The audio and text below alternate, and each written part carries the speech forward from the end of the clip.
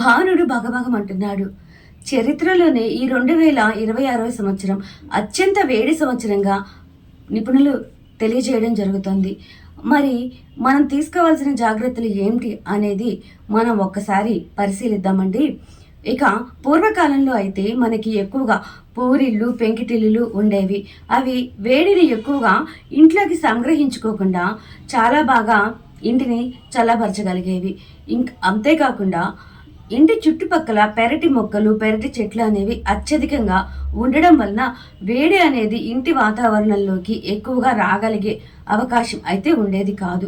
కానీ ఇప్పటి రోజుల్లో చిన్న చిన్న ఇల్లులు, ఈ పెరటి మొక్కలు లేకపోవడం, డాబా ఇల్లు అనేవి అత్యధికంగా రావడం వల్ల కూడా మనకి ఎండ తీవ్రత, సెగ అనేది ఎక్కువగా కూడా ప్రజలు ఇబ్బంది పడడం జరుగుతోంది. ఆ సెగ అనేది ఇంట్లోకి నేరుగా ప్రవేశించడం జరుగుతుంది. మరి ఇటువంటి వాటిని నుంచి తట్టుకోవడానికి మనం తీసుకోవాల్సిన జాగ్రత్తలు ఏంటి? మనకి ఇప్పుడు రోహిణి కార్తె కూడా జరుగుతోంది. ఇంతకుముందే మనకి మే నెలలోనే విపరీతమైన వేడి గాలులు, పడమటి గాలులు కూడా ఇబ్బంది పడడం జరిగింది. ఇంకా రోహిణి కార్తె ఇంకా ఉంది. రోహిణి కార్తె అయిపోయాక కూడా మనకి ఇంకా 2-3 నెలలు వెచ్చటి ఆవిర్లు, సెగలు అనేది మన ఏపీ, తెలంగాణ రాష్ట్రాల్లో అయితే అత్యధికంగా ఉష్ణోగ్రతలు నమోదవడం జరుగుతూనే ఉంటుంది. కనుక ఇంతలోనే మనకి ఎండాకాలం వెళ్ళిపోయింది అనుకోవడానికైతే లేదు. ఒక పక్క వర్షాలు పడుతూ ఉన్నా కూడా ఇంకొక పక్క వేడి సెగ అనేది వాతావరణం, ఎండ వేడివి తట్టుకోవడం అనేది ప్రజలకి చాలా పెద్ద సమస్యగా మారుతుందని అయితే మనం చెప్పుకోవచ్చు. మరి మన ముందు ఉన్న పరిష్కారాలు ఏమిటి? ఒక్కసారి గమనిద్దామండి. ఏం చేయగలం? చిన్న చిన్న హోమ్ టిప్స్ అయితే మనం ఇప్పుడు చెప్పుకునే ప్రయత్నం చేద్దాం. అంతేకాకుండా మీకు తెలిసిన టిప్స్ ఏవైనా ఉంటే కూడా మీరు కామెంట్స్ రూపంలో మీ విలువైన అభిప్రాయాలు తెలియజేయాలని చెప్పేసి నేను కోరుకుంటున్నాను. ఎండవేడికి తట్టుకోలేక చాలా మంది ఏసీ, కూలర్ల వంటి వాటిపై ఆధారపడడం జరుగుతుంది. కానీ వీటిని ఎక్కువ సమయం ఉపయోగించడం వల్ల అవి రిపేర్ రావడం కూడా జరుగుతుంది. మరి ఆ రిపేర్ వచ్చిన 2-3 రోజులు ఇబ్బంది పడాల్సిందే కదా. అటువంటి వారి కోసం అసలు అవి కొనే స్థోమత కూడా లేక మనం ఉన్నంతలో ఎలానో ఉండాలి అనుకునే మధ్యతరగతి ప్రజలే ఎక్కువ మన సంఘంలో, సమాజంలో. కనుక మనమందరం చేయాల్సిన పని ఏంటి అంటే చిన్న చిన్న హోమ్ రెమెడీస్తో ఇల్లుని మనం చల్లబరుచుకునే ప్రయత్నం కూడా చేయొచ్చు. ఎలా అంటే బొట్టెవేళ్ల చాపలు లాంటివి మనం డోర్ కర్టన్స్ దగ్గర, కిటికీ దగ్గర కూడా మనం కట్టుకొని చల్లటి నీళ్లు పోసి తడుపుకుంటూ ఉంటే ఇంట్లోకి మనకి చల్లని గాలి అది వస్తూ ఉంటుంది. ఎటువంటి వేడి గాలిని రాకుండా కూడా ఈ ఒట్టివేళ్ళు అనేవి మనకి ఒక రకమైన సుగంధాన్ని కూడా వ్యాపిస్తూ ఉంటుంది ఈ ఒట్టివేళ్ళ నుంచి. అలాగే ఇంటిని చల్లబరచడంలో కూడా చాలా బాగా పనిచేస్తుంది. అంతేకాకుండా ఈ ఎండాకాలం మనకి రాత్రిపూట కూడా సెగ అనేది ఉంటుంది.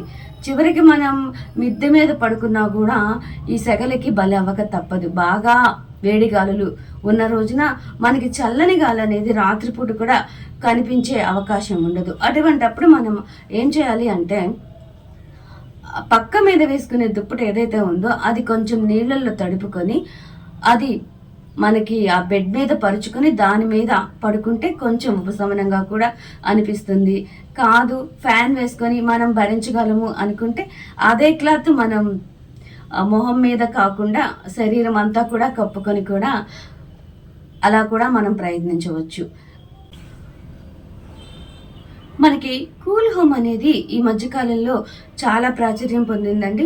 ఆ సున్నం ఏదైతే ఉందో అది మనం ఎండలు రాకముందే మార్చి నెలలోనే మిద్దె మీద పెయింట్ లాగా వేయించుకోవడం వలన సూర్యకిరణాలు మనకి ఆ సున్నం మీద పడి వెనకకి వెళ్ళిపోవడం జరుగుతుంది. డాబా వెచ్చబడడం అనేది తగ్గుతుంది. దానివల్ల ఇంట్లో సెగ అనేది రాకుండా ఫ్యాన్ గాలి కూడా మనకి కొంచెం ఆ సెగ గాలి తగలకుండా చల్లగా ఉండే అవకాశం ఉంటుంది. కాబట్టి ఇప్పుడు చాలామంది కూడా కూల్ హోమ్ వంటి సున్నం అనేది మిద్దెల మీద, రేకుల మీద వేయించుకునే ప్రయత్నాలు అయితే చేస్తున్నారు. దానివల్ల కూడా చాలా మంచి సత్ఫలితాలే ఉన్నాయి. ఇంకా మనము కిటికీల దగ్గర, డోర్స్ దగ్గర కూడా ఐస్ క్యూబ్స్ వేసిన పాత్రలు ఉంచడం వల్ల కూడా మనకి బాగా చల్లగా అనిపిస్తుంది. అంతేకాకుండా ఈ బట్టవేళ్ళు అవి తెచ్చే అవకాశం లేనప్పుడు లేదా అవి మనకి అందుబాటులో లేనప్పుడు ఏవైతే డోర్ కర్టన్స్ అవి ఉన్నాయో వాటిని మనం చల్లటి నీళ్ళతో తడుపుకుంటూ ఉండడం కూడా ఉత్తమం. అది కూడా మనకి కొంచెం చల్లదనాన్ని అందిస్తూ ఉంటుంది. ఎక్కువ వేడి ఉన్న ట్యూబ్ లైట్స్ వాడకపోవడమే మంచిది. అవి ఉష్ణోగ్రతని ఇంకా పెంచుతాయి. ఎంత నైట్ టైం అయినా సరే ఎక్కువ వేడి ఉన్న లైట్స్ ఉపయోగించుకోకపోవడమే మంచిదనమాట. నైట్ టైం అయినా కూడా ఉష్ణోగ్రత అనేది మనకి ఆ సెగ అనేది అయితే పగలంతా ఉన్న వేడి వల్ల ఆ సెగ రాత్రిపూట కూడా ఇబ్బంది పెడుతుంది కనుక ఎక్కువ వెలుతురు ఉన్న లైట్స్ మాత్రం ఉపయోగించొద్దు. తక్కువ కాంతిని ఇచ్చే లైట్స్ మాత్రమే ఉపయోగించాలి ఈ ఎండాకాలం మాత్రం. ఇంటికి వేయించే రంగులు కూడా ముదురు రంగులు కాకుండా స్కై బ్లూ, తెలుపు, లైట్ పింక్ ఇలాంటి లేత రంగులు వేయించుకోవడం వల్ల మనకి సూర్యరశ్మి అనేది ఎక్కువగా సంగ్రహించుకోకుండా ఉంటుంది. అలానే మనం ధరించే దుస్తులు కూడా కాటన్వి, బనీన్వి ఇలాంటి వాటికి మనం ప్రాముఖ్యత ఇవ్వడం చాలా మంచిది. ఎందుకంటే సిల్క్ ఇలాంటివన్నీ కూడా ముదురు రంగులు, నలుపు ఇలాంటివి ధరించడం వల్ల శరీరం అనేది చాలా ఉక్కపోతగా అనిపిస్తుంది. ఎండవేడిని చాలా త్వరగా సంగ్రహించుకుంటుంది. కనుక మనం లేత రంగులకి ఇలాంటి వాటికి ధరించే దుస్తులు కూడా ప్రాధాన్యత ఇవ్వాలి. కాటన్ దుస్తులే ధరించాలి. ఇకపోతే ఇంట్లో ఉండే లైట్స్ చాలా తక్కువ వెలుతురు ఇచ్చే లైట్స్ వాడడం చాలా మంచిదండి. ఇక ఏసీ, కూలర్లు వంటి సదుపాయాలు ఉన్నవారు వాటిని ఎప్పటికప్పుడు చెక్ చేసుకుంటూ జాగ్రత్తగా ఉంచుకోవాల్సిన అవసరం ఉందండి. మనకి కూలర్లో నీళ్లు తరచుగా మార్చుకుంటూ ఉండాలి. లేదంటే వాటిలోనే మళ్ళీ పోయడం వల్ల మనకి ఇన్ఫెక్షన్స్ వచ్చే ప్రమాదం ఉంది. అట్లాగే ఏసీ కూడా తప్పకుండా ప్రతి సంవత్సరం సర్వీస్ చేయించుకున్నాకే ఉపయోగించుకోవాలి. ఈ జాగ్రత్తలు కనుక తీసుకోగలిగితే మనకి ఎండాకాలం పూర్తి సంరక్షణ కాకపోయినా ఎంతో కొంత రక్షణ అయితే లభిస్తుంది. ఎందుకంటే మన చర్యలే మన ఆరోగ్యాన్ని నిర్దేశిస్తాయి కనుక తప్పకుండా ఈ చిన్న జాగ్రత్తలే పెద్ద ప్రమాదాలని నివారిస్తాయని నేను అంటున్నాను.